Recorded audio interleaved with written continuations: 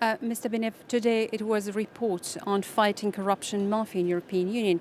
Your country is very often mentioned in a very negative sense.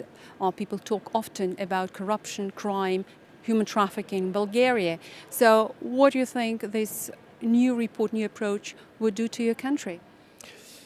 I support the report today, but with one obstacle, let's say. I warned the parliament they should act more actively in Bulgaria. Why? Because the other countries, they have some mafia or his own mafia. But in Bulgaria, that is the only country, the mafia have his own country. What do you mean?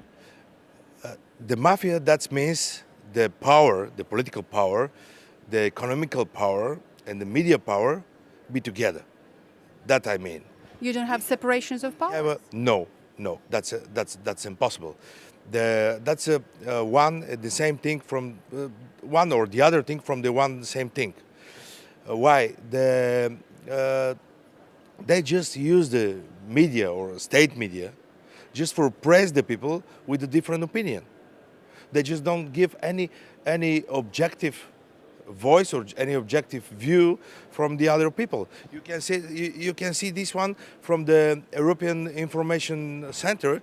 You can just take the statistics from this European Information Center, and you will see the real opposition, because the people they start to revolt against the political monopoly, which is now more stronger than before. They start to be against this one. But they don't give the word for the people. They stay out of the parliament, and the national parliament, I mean, which is absolutely unacceptable for a democratic country. But how can you explain that Bulgaria has this, according to your system, being a member of European Union, and how come there is no alternative? That is my question.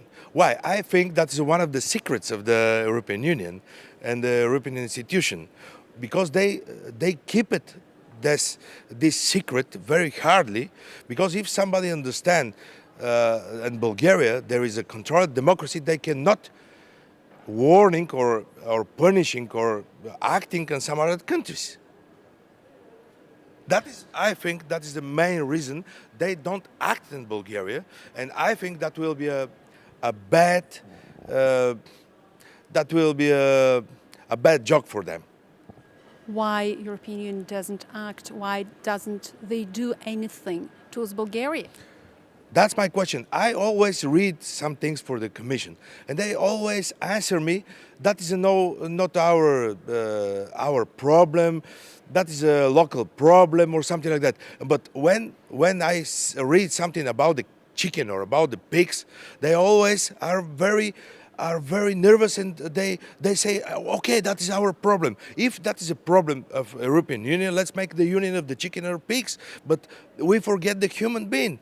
We forget the human. We forget about the human problems, because we in Bulgaria also live a human, not different like the other one. And I think they make a very huge problem because they want to escape from this problem, and they give. That's in Bulgaria, in the moment we have a controlled democracy.